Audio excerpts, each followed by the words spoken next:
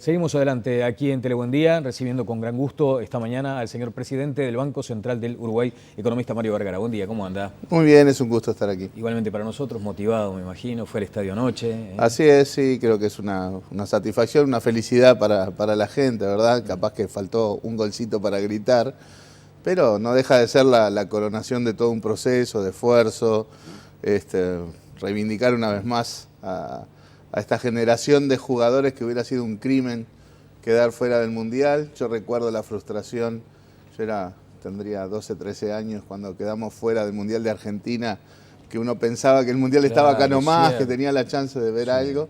Hubiera sido un crimen quedar afuera de Brasil. Yo creo que es satisfacción para el país. El maestro Tavares siempre símbolo en ese terreno, así que faltó ese golcito para gritar. Claro. Bueno, tuvimos el gol de Guilla. Igual festejamos. Tuvimos el gol de Guilla, igual bien temprano, ¿no? Exacto. Que se prestó también para un poco exteriorizar esa sensación de agradecimiento a este grupo y a lo que ha sido el fútbol uruguayo. La pregunta cantada, ¿incide después en las variables económicas este tipo de efervescencia, digamos, o no? No, una cosa anecdótica, sin duda, pero no en el terreno macro. No en el terreno macro. La realización de un mundial tan cerquita, ¿no? También tiene impacto, digamos, hay variables que pueden llegar a desacomodarse como consecuencia de una fiesta de esta envergadura, de un acontecimiento tan grande como un mundial. No, seguramente en los países donde se generan o donde se hace el mundial, a veces, bueno, eso genera impulsos para algunas obras de infraestructura, cosas que después quedan, ¿verdad? Que no se van a usar solo para el mundial, sino que son obras, aeropuertos, rutas, cuestiones paisajísticas, en fin. Pero no más que eso. Bueno, una región de cualquier modo complicada, ¿no? Más allá del Mundial, de la fiesta que tendremos el año próximo. Ojalá que la fiesta no reciba ese cimbronazo para Uruguay que podría llegar a ser un proceso de devaluación en Brasil. Hay una luz encendida allí. Sí, a veces se piensan estas cuestiones de la devaluación un poco con una mentalidad de lo que pasaba en las décadas anteriores cuando los países administraban los tipos de cambio, ¿verdad? Uruguay tiene una larga historia de tipo de cambio administrado, tipos de cambio múltiples, que era prácticamente asignarle un tipo de cambio a cada empresa o cada sector de actividad, una cuestión que obviamente ya está perimida. La famosa tablita en la época de la dictadura, la banda cambiaria, los tipos de cambio fijo antes. Entonces ahí sí se pensaba en la posibilidad de grandes devaluaciones, porque cuando había mucha presión sobre un tipo de cambio que estaba siendo manejado, y a veces las autoridades demoraban en tomar decisiones, se pegaban esos saltos que tanto daño le hacían a la economía, a la producción, al empleo, a los ingresos de la gente, al sistema financiero.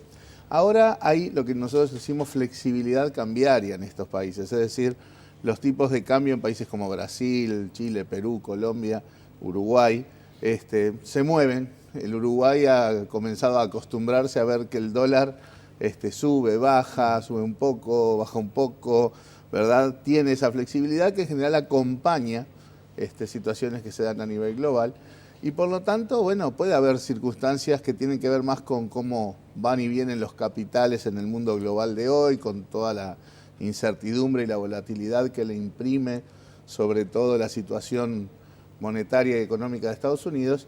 Y entonces eso sí puede implicar que haya momentos en que el dólar suba, que el dólar baje, que es lo que ha estado pasando en los últimos 3, 4 años. Ese es el tipo de movimiento que uno puede tener en la expectativa, ¿verdad? Y estar preparado para eso. No creemos que haya una cuestión de que el tipo de cambio en Brasil pegue un salto enorme, porque no estamos en este esquema de tipos de cambio administrados. Bueno, creo que dijo Mujica hace años, de hecho estaba como candidato a la presidencia en aquel momento cuando dijo que la cotización no se maneja, se aguanta, ¿no? Algo así. Creo que fue esa expresión. Yo creo que ya hace un buen tiempo, desde que está este esquema de flexibilidad cambiaria, que desde el equipo económico, desde las autoridades económicas de gobierno, se plantea que uno tiene que dejar flotar el tipo de cambio, tiene también que intervenir, que participar del mercado, y lo importante es que la gente tenga claro con qué criterios uno participa. Y básicamente es suavizar volatilidades, es un mundo donde los tipos de cambio están muy volátiles y eso no es bueno para el escenario de la toma de decisiones. Por lo tanto, el gobierno, el Estado, el Banco Central tienen cierta capacidad, como decimos los economistas, de recortar las puntas, o sea, de suavizar esa volatilidad, pero no de afectar las cuestiones fundamentales. Si el dólar a nivel global se debilita, también se va a debilitar en el Uruguay. Claro. Si se fortalece, también se va a fortalecer en el Uruguay. Entonces, uno administra el escaso margen de maniobra que tiene para mantener el entorno lo más estable posible, porque eso es lo que se necesita para la toma de decisiones. Desde ya. Bueno, usted presentó el otro día una interesante herramienta que era como un mapa de riesgos y allí se advertía lo que sucede o lo que eventualmente suceda en los Estados Unidos. Parece que allí es el principal foco de atención, donde está radicado el principal foco de atención. La situación europea parece encaminarse a una solución, pero además usted dice que los bancos europeos acá están bien fondeados, o sea que no habría mayores dificultades, y también advirtió una sensación de intranquilidad, pero manejable con respecto a la región. Ahora, ¿qué pasa? Por eso le preguntaba lo de Brasil. No crece y hay como una tendencia a devaluar. Y Argentina está con esto que usted me parece que dijo al pasar, que es una práctica perimida, lo de los cambios múltiples. Bueno, efectivamente, si uno tiene...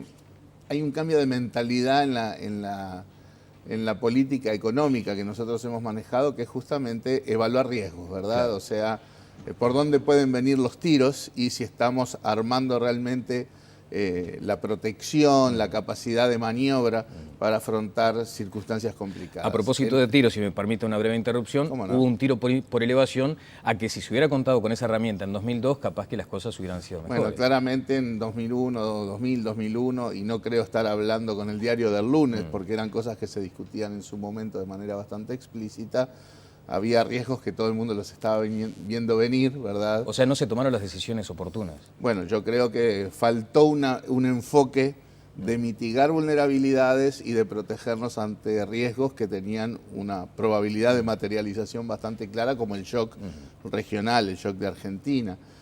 Nosotros en 2008 y 2009 ya hemos visto una situación en la que tuvimos la posibilidad de seguir navegando con un shock global muchísimo más grande del que vivimos en 2001-2002 proveniente de la región.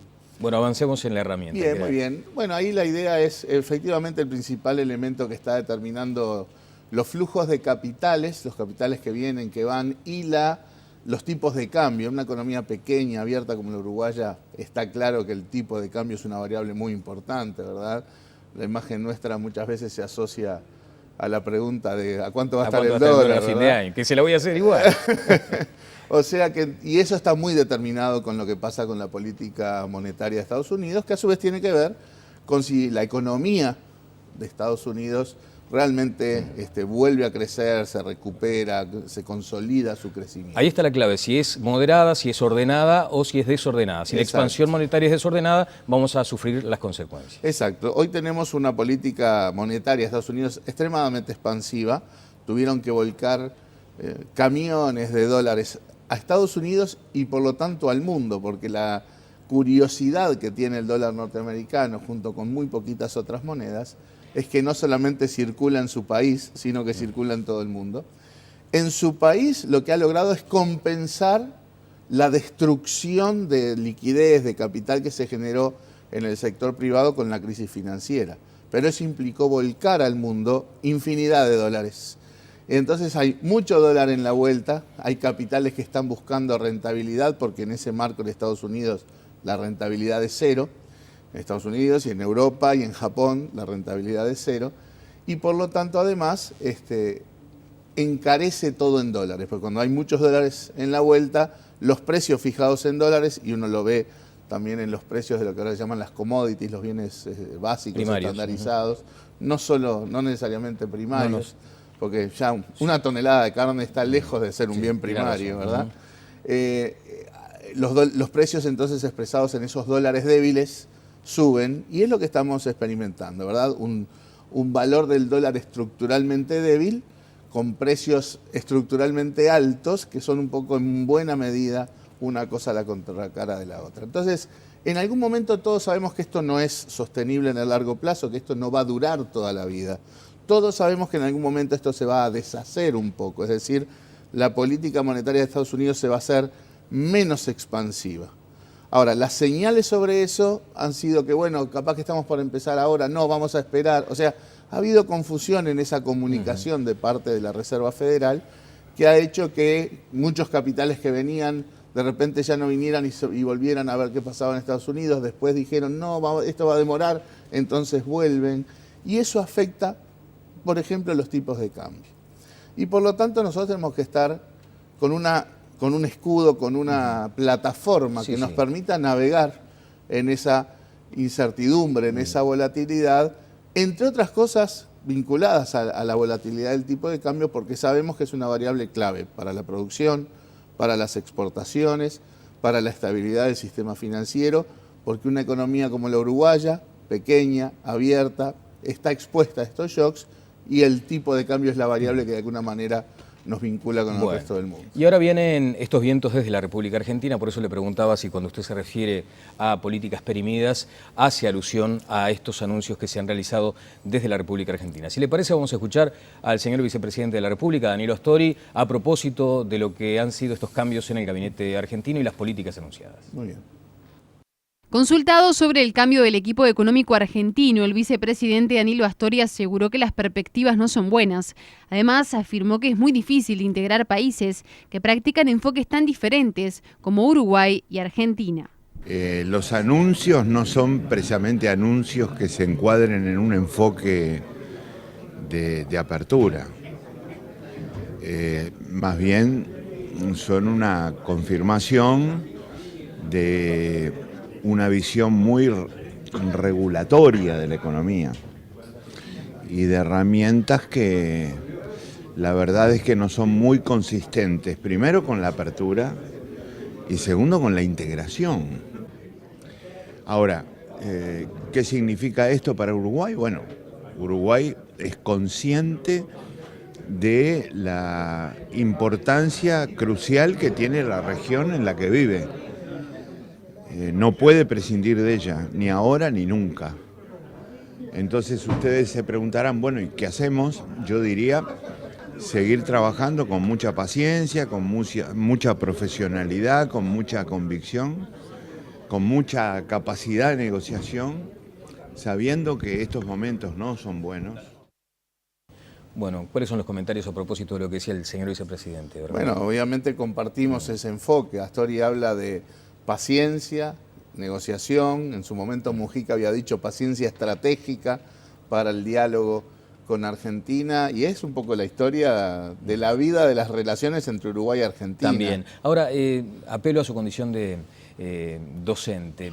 Se habla ahora con mucha frecuencia en estas horas de cambios múltiples. Básicamente, usted señalaba que es casi que un tipo de cambio para cada sector de la actividad. Y prácticamente puede terminar en eso, con lo cual pensar que uno desde un escritorio tiene la capacidad de hacer eso, eso genera, primero, en base a qué uno fija un tipo de cambio para un sector, otro para otro, y así sucesivamente, con qué criterio, cómo lo explica, cómo lo fundamenta, y a su vez, en el fondo, qué capacidad tiene de saber cuál debería ser el tipo de cambio en cada caso. Es una cuestión que desde la burocracia, por más tecnificada que esté, no genera la mejor percepción, ¿verdad? Sino que más bien genera una sensación de discrecionalidad.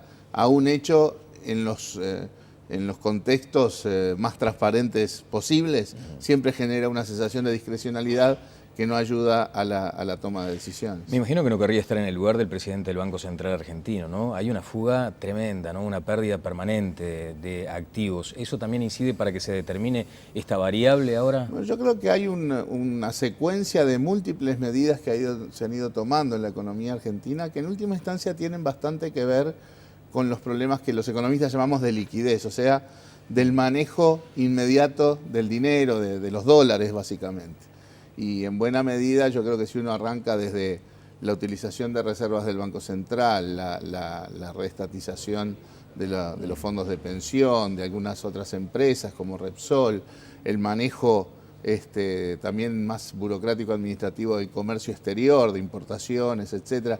Todo el enfoque es a ver dónde están los dólares y qué podemos hacer para mantener dólares. Y eso tiene mucho que ver con el hecho de que Argentina carece de flujos de financiamiento sistemático. Y eso a su vez tiene mucho que ver, un poco con la historia del default, de no haber cumplido en su momento con sus obligaciones. Es difícil recibir financiamiento si uno no cumplió en el pasado. Esa es un poco la percepción que hay en el mundo y que lleva un poco a veces a estas cosas. Bien, presidente, en su panel de instrumentos está controlar la inflación o un dólar un poco más, más alto, digamos. ¿Por cuál opta? ¿Por cuál prioriza? Sí, son más bien objetivos, ¿verdad? Hay distintos objetivos que hay que mantener en equilibrio. Los platos chinos, dijo usted, creo. Exacto, ¿no? O sea, obviamente la inflación bajo control, un tipo de cambio que permita la competitividad de las empresas, la estabilidad financiera, porque si hay problemas en el sistema financiero, sufre la producción, sufre la sociedad.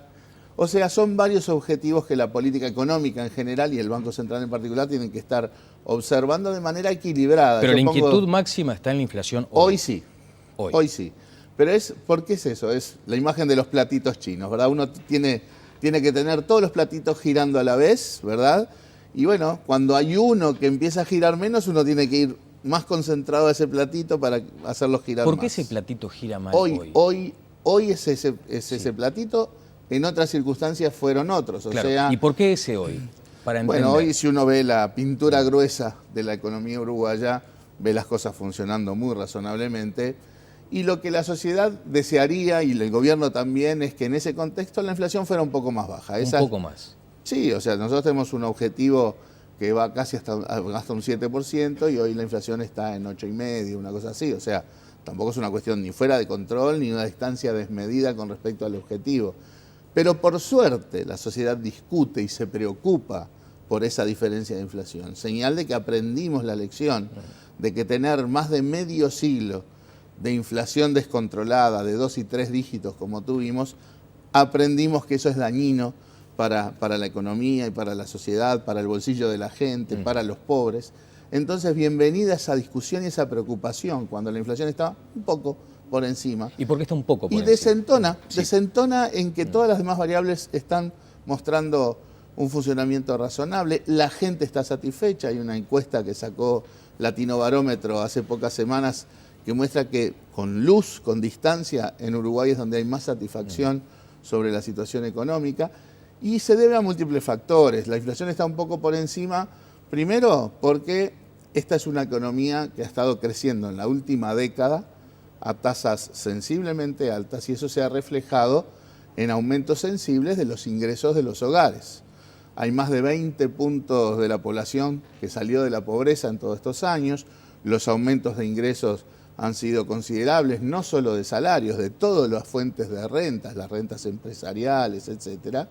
Y también el hecho de que hace ya 2, 3 años que uno podría decir estamos prácticamente en pleno empleo, es decir, las tasas de desempleo están en sus mínimos históricos. Todo eso genera lo que los economistas llamamos una demanda doméstica firme, o sea, estamos consumiendo. Porque si los precios subieran en la economía y la gente dijera, no, todo esto es muy caro, vamos a consumir menos, los precios bajarían. Claro. Pero eso no está sucediendo. ¿Pero por qué no está sucediendo? ¿Porque hay mucho crédito? No. ¿Porque el salario este año va a subir más de la cuenta? No. Es porque hace 10 años que venimos acumulando aumentos de ingresos que la gente percibe como algo más o menos permanente. Los economistas le llamamos a eso justamente la hipótesis del ingreso permanente. No es que hoy me subió el ingreso y gasto, no. Viene subiendo hace mucho y percibo que esto se va a mantener, este grado de satisfacción en la economía da esa pauta. De cualquier modo, hay un rango objetivo, un rango meta, que no sería deseable superarlo, porque estaríamos en esa frontera psicológica del 10% que dispararía luego una catarata de consecuencias. No sabemos si dispararía, pero no queremos tampoco saberlo. Ni siquiera quiere saberlo. Para eso se han aplicado algunas medidas. De hecho, lo de UTE, por ejemplo, y esta rebaja tarifaria, el UTE premia, ¿va a incidir en qué momento? Esa es una cuestión como más anecdótica. Ajá.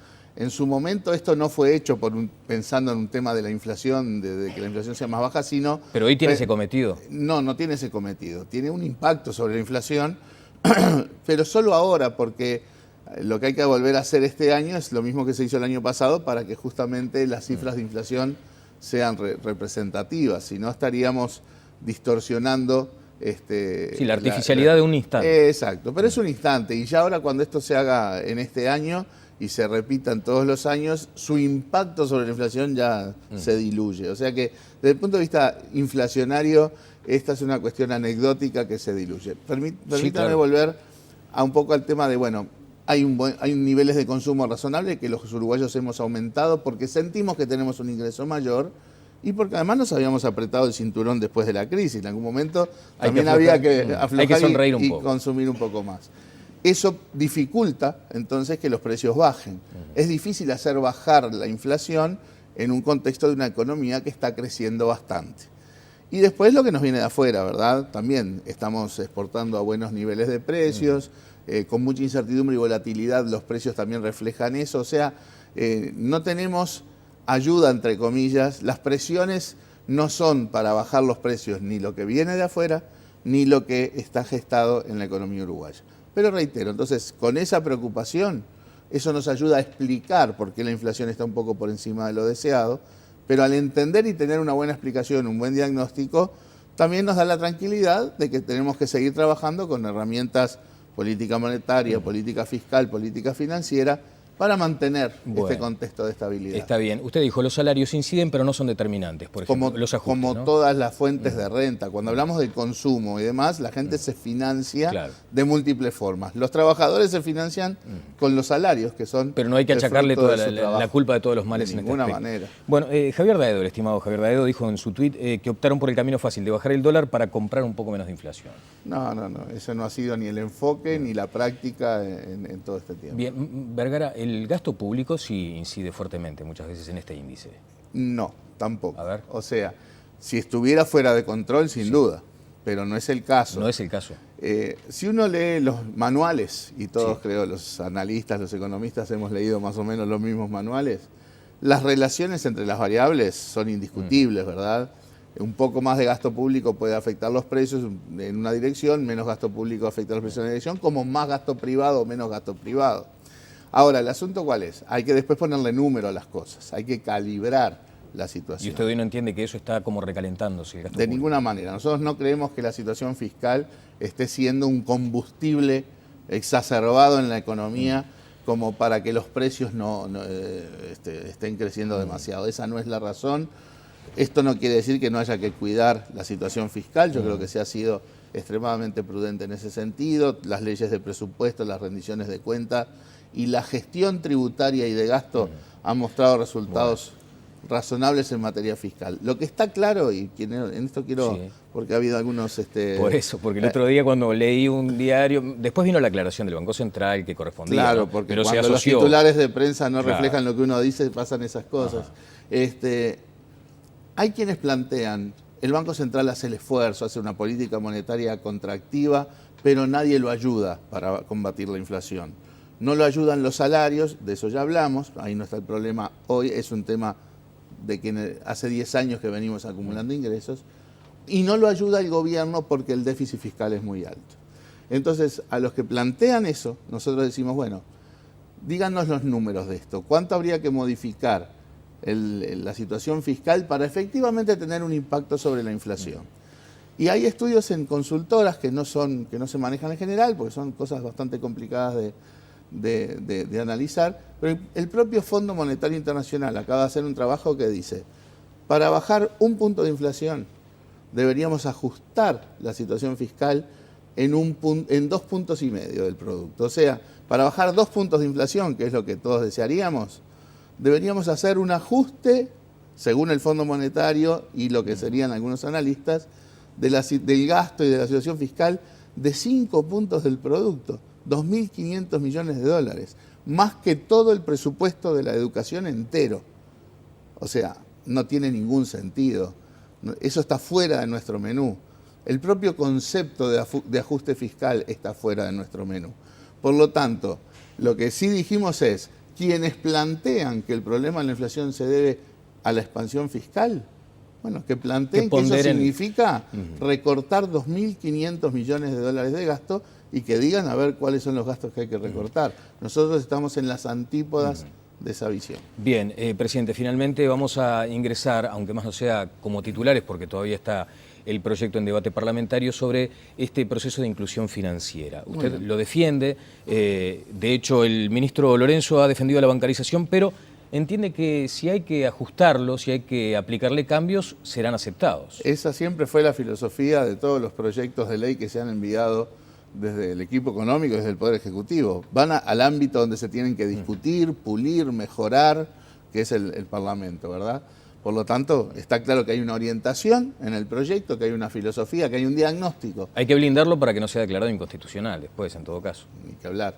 Eso siempre hay que trabajar de la manera lo más profesional posible. Ahora, la cuestión ahí es que hay un diagnóstico atrás.